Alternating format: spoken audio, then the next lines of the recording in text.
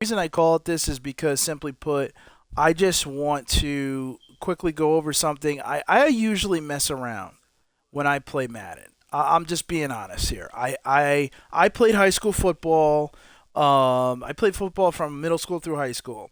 I usually mess around when I play Madden. I don't play it very seriously. I don't try to read the defense even, which is probably lazy on my part. I literally just mess around. But I was inspired by Win Madden, this cool YouTube channel. I just want to give him credit. He does really good work. He puts tutorials up on like how he reads the defense, how to play the game, and how to compete. I figured, what the hell? I'll just try to take it more seriously and see if I enjoy it more. As a change of pace. So I'm just gonna make this quick clip to just show you just some of the things can happen when you play the game. Now, I just want to start out. I have to start with a simple complaint. Replay system in Madden is not great. It's not deep enough. And deep not in terms of options to move a camera, but simply put, time. Like, first example, Crowder here, I had motioned him to the outside. Why can't they show you where he lined up and show him moving? Why do they have to skip to him already being out on the outside? That's important because that's a different looking play, right? And to prove that that's the case, here's the formation, right? As you can see, Crowder is actually in the slot, right? And when I motion him, the defender is going to follow him over, okay? There it is. So I just wanted you to see that I'm not BSing you. That's exactly what happened. Anyway, what I do on this play here, I selected a blitz as I'm practicing just playing against the blitz. I have my right running back, I switched him to block. My left back here, I switched him to block.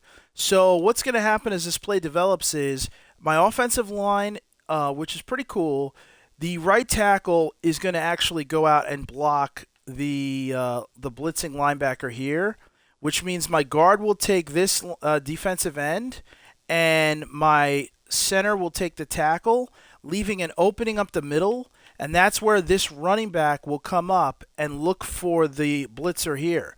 But what happens is this blitzer doesn't come. He's not blitzing. He sits in a zone. So, and these two guys guard the guys in front of them, leaving because they're lined up right over top. So then this guy will take this blitzer. So what happens is right off the snap, see there's the hole. The Carter, the right running back, looks for the block on Martinez, that middle linebacker, but he doesn't come. He sits down in a zone. So the pressure is just coming from the outside and the four down linemen, the two ends and the two tackles. So there is a great block on the left by my running back. You can see here he picks this up beautifully. A guy does a flip. He's out of the play right there. Now, on the right side, my right tackle actually gets beat, but he gets beat so far wide that it gives me time to set up. So he's beat all the way out there, and my running back, and this is a great motion here. This guy looks for the appropriate block. He sees he's not coming. Then he retreats to help on the guy who got free. Maybe he gets in the way, maybe he doesn't. I don't know, subjective, but there's no way he's going to make a play anyway because I see him coming and I release the ball. It's not my blind side. So then Wilson just simply plant his foot. Now, this is not a great throw by me, I'll be honest. I felt the pressure and I just kind of lobbed it. I should have thrown it a little bit better, but anyway, it was a nice catch. But this is the perfect way to beat a blitz like this. If you're playing the game and it's a real game, not like a practice where you're picking the defensive play, I should have remembered the middle linebacker isn't coming. But let's just say that you didn't know that, right? Everything's done appropriately. He steps up, he pauses. I'm going to assume he's coming. Everybody's accounted for. If you are playing a game and you see this formation here, and you motion so that you know that this corner here, or I'm sorry, this safety here who decides he's going to be in man coverage against that slot receiver who I motioned to the outside, this formation should smell like a blitz, and you should just assume, and this is my opinion, maybe I'm wrong, I would assume everybody's coming here. Not the corner. If this guy comes here, I got a huge plate of Mims, right? This guy obviously isn't blitzing from all the way out there. This safety is playing where I would expect him to. He's playing high. He's playing, I guess, not too far off actually, but he's in a position where I know he's going to double team against my best receiver. For those who don't know, Davis on the Jets, he's your depth chart. He's your number one receiver, and he is the best receiver on the team, right? So usually, just like in real life, I'm expecting help for him. I'm not expecting one-on-one coverage. If I run an out route, I can maybe force single coverage because he's not going to be able to get over. He will not be able to get over. But because this is a streak, I'm basically using him just to get that defender out of the way. Off the play, there it is. There's the safety following him. Totally out of the play. Totally not involved. All right. But you should assume everybody's coming and prepare to pick up all the blitzers. So keep your running backs in to help block. I don't know if you guys do that already on your own, but I tell you, I do it more often than not when I feel uncomfortable with what I see in the box. I take the snap, I step back. There's your block on the left. There's a block coming on the right. He doesn't really get there, but it's just a good job by I think good job by the programmers to say realistically he doesn't feel anything coming right at his face, so he retreats back, and then I plant my foot and I hit a pass. Now, like in real life, every play is going to be different. In this case, like I'm running the same exact defense, same exact offensive play. I didn't change anything yet. I'm going to change my running back to a hot read, to a block. My left running back also to a block. So now I have my 5 down linemen, 2 running backs are blocking, and if I look at the line of scrimmage, I have 4 down linemen, 2 linebackers at the line who look like they're ready to blitz, and another linebacker who could be blitzing. So as far as I'm concerned, this is 7-on-7 or 7-on-6. That's great for football. If you have a 7-on-7 and you're the offense, you're winning. If you have 7-on-6, you're winning. All right? So right now, obviously, you always want to keep in mind hot read. The hot read should always be something simple, short. It's either going to be something out, something in, right? Maybe a short curl or comeback, however you want to call it. I think the shortest curl is probably the safest. But in this case, I really prefer something straight in, straight out, so that if I'm in danger, it's a quick release. Now, I've had 2 different animations so far, especially with my right tackle. He's been beat. One time he got beat far to the outside. The time before that, which I recorded on a video, which I didn't have my headset plugged in, so I'm not going to use, my right tackle got beat straight away, and I had to release the ball pretty quickly. So let's just see what happens on this play. I have my deep in cut, which is what I want. I got my hot read, which is the B receiver, and then Davis going deep, which if the safety follows him, there's nothing for me to do there. The safety came in, came out. I feel pressure. I just go to Mims. I'll take that. All right, so now let's just quickly dissect. And I'm not going to do this all day, but I do think it's fun and actually very interesting to run these plays in practice, not just because obviously that's how you get better for the game, but because every play is different. No play. I'm running the same defense against the same offense, same personnel, same play chart, but I can control obviously the hot routes and all that, but the actual animation of what happens once I snap the ball has been different every single time. Now in this case, let's just take a look and see what happens, right? Because when you play in the game, you're not staring down anything, you just react. Right? You got to feel it. Okay, so in this case, wow, totally different. So in this case, we have my right tackle. My right tackle does not step out to take that linebacker that's blitzing. In this case, on this play, he drops back to pass protect, and he kind of leans in almost like he's going to double, and then he steps up and blocks that defensive end. But by doing that, now I got a free rusher from the outside, so my running back has to step over and get him. He cannot step into the hole. Even though that's where he wants to go, he wants to go in the hole. Now, Martinez, the middle linebacker, he fakes. If you look at him here, he fakes like he's coming again, and he stays right up the middle. By doing that, he drew my left running back Coleman into that hole. So the other play was the right running back. This time it's the left running back because he sees that guy coming. Now he sees he's not coming. Now he stops. Now he turns back, right? Because boom, left guard has his man. Left tackle, I'm sorry, center has the defensive lineman, the defensive tackle to the left. The guard has the defensive end to the left. Now my left tackle is the one isolated on the left-hand side. My left tackle also is going to lock up with his man. It's deep, very deep where he finally makes contact with him, but he locks up. And this is also why it's good to change your launch angle, or launch position right here. I'm very deep, so by doing that, I'm forcing the that rusher to come back, and my defensive tackle adjusts to that. Now, unfortunately, on the right-hand side, Coleman, or Carter, I should say, the running back, cannot handle Carter, the blitzing outside linebacker. And if you look at him, he basically just he comes off the edge, and he basically just a little leap there, but he's gonna mow him down. So I feel this. I feel the blue on top, and I just hot read it. I do not try to make that deep in on the last play. I might have been able to complete that deep in. I probably just chickened out. If I just stay in there and willing to take a hit, which I should, it's not me getting hit. I got to make that deep in throw. Now, my only concern is he's so close. The deep in throw takes more. I might have not thrown an accurate ball. In this case, I have the hot read. I feel the heat. I just threw it to the outside. He's open there. I'll take that every time. What is that? That's probably about a 4 to maybe 6 yard gain, depending on where they spot it. But this is actually very interesting to me because everything was different on this play. My offensive line reacted differently to the formation, differently to the way they were attacked. Again, my right tackle did not take the outside linebacker. He took the defensive end. So then my running back has to adjust and take that defensive end.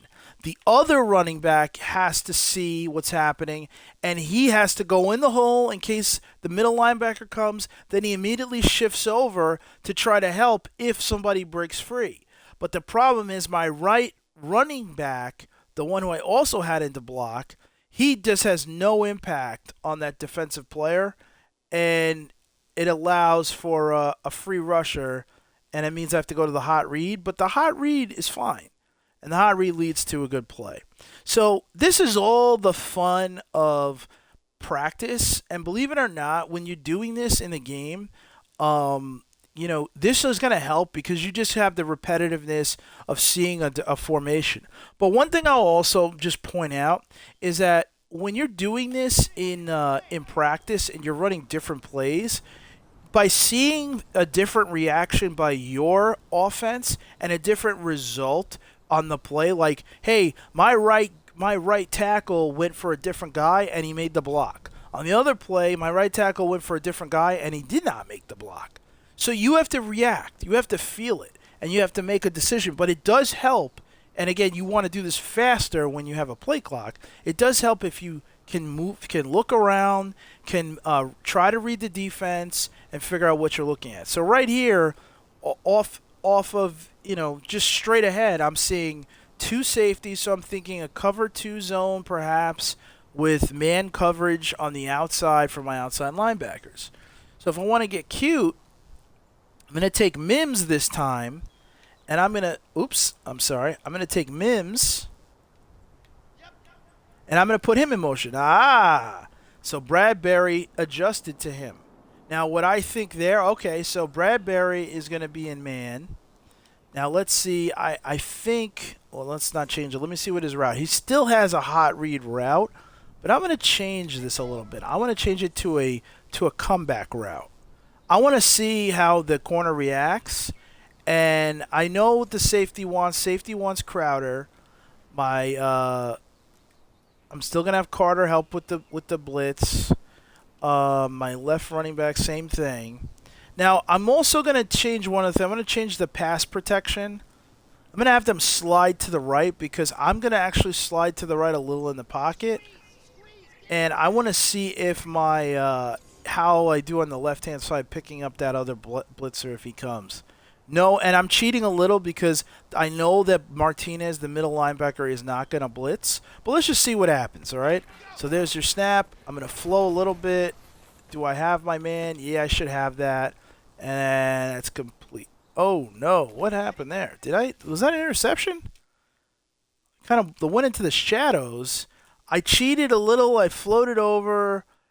I stepped away, gave him a good lane, but I thought I had this completion all day. And let's see what happens here. It's into Mims. Oh, this is weird. Oh, this is a glitch. This ball is in Mims, and it gets stripped through his body. I want to run that same play one more time because I'm just curious. The comeback from this point, I like only because I think he has inside leverage on him now, so I want to run something to the outside. I'm not going to shift the line at all, so I'm going to do this straight away. 1, Mississippi, 2, throw it. He caught it. I don't know if he caught it inbounds or not. Let me just check the replay. Let's see. Yeah, again, the outside linebacker, my right running back can't handle him. He really has no impact. So this is just got to get rid of the ball.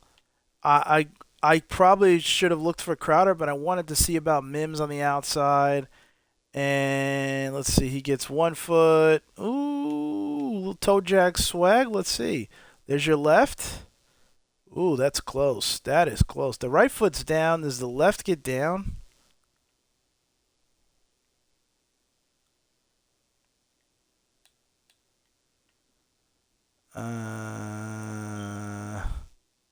No. He's out of bounds. If they called it a catch, they would switch it. See, I'm running an out route with Mims. Now, that's going to be covered, and I'm not going to help at all. Hot read to my running back. Totally different reaction, totally different play. So this is how I would normally do it if I wasn't really reading the defense and thinking. And you can see off the bat, I'm going to be 100% reliant on my hot reads because, look, there's nobody to help me. My right tackle has to step out. Everybody shifts. And then I'm totally up a creek on my left side, on my blind side. The other thing you'll notice, the defense, that middle linebacker, because I released Carter, that right running back, watch him get picked up. This guy is clearly looking for somebody in that middle zone because he's all alone there. Watch him flow over and pick that up. Now, he doesn't pick it up well because the guy's wide open. I'm also going to take a big hit. If I'm playing with, this is the other part of it. If I was playing Madden on regular settings with injuries, you don't want to have your quarterback get hit on these plays. This isn't even worth getting hit, right? So that's why you want to protect him and you want to pick up your blitz properly so that the game won't accumulate hits and possibly have him get hurt. I play with injuries off. I don't like injuries when I'm playing just exhibition. It's stupid. To me, I want to play out the game with my players on both sides. So in this case, running back released on both sides. So those are now my real hot reads. I run Mims to the outside is pretty covered, and that's a good corner. I'm not going to take that chance. You got to go with the simplest hot read. The pressure is there. I hit as I threw it. It's a wobbling duck. Nice adjustment by Carter. Still pick up some yardage, but this is the fun of it, right? This is the fun, and this is all from one play. This is why the practice is actually pretty cool, and it gives you a real rhythm. And when you get into the game, it's going to help. So anyway, that's all I have for this video. I just wanted to share this, and if you guys have questions or comments, please go ahead. I'm going to do a few more like this. I also want to point out that I do a review on. It is called Dive Kick. It's a fighter. It's a fighting game that I saw in the Microsoft Store. I was actually looking up the Nickelodeon All-Star Brawl game, which I'm going to download this Friday. So when I download that, I will be live streaming that as well, and I'll do a little review on it, do some gameplay on it. That's a game comparable to Super Mario Smash Brothers. Um, but anyway, Dive Kick, a little fighting game, sort of like Killer Instinct, I guess, or Street Fighter, however you want to say. I want to do a quick review on it. I'm going to try it out for the first time and live stream it. But we'll do a video on that. We'll do a video on Super Bowl. And then this Saturday, October the 8th, October the 9th, I should say, I will be at the Too Many Games video game conference. So if anybody is down there and you want to see me, I will be there. Shout me out, NY Hunter 777, my PSN and my Xbox name, and my Nintendo Switch name as well. So yeah, looking forward to that. I'm really excited. It's my first video game conference. I'm gonna probably take some pictures, a little bit of video, but I mainly go in there to enjoy it. But I'll certainly talk about it, and we'll discuss the likes, dislikes, and all that, etc. And it will not be my last conference. I will look forward to going to more, and I'll talk about that as well on the channel. So anyway, thank you so much for being here and taking a look. I hope this has taught you something, or at least helped you understand a little bit of the game. And if not, feel free to comment about that, and we'll do some more stuff like this in the future. But anyway, thanks so much, guys. I appreciate it.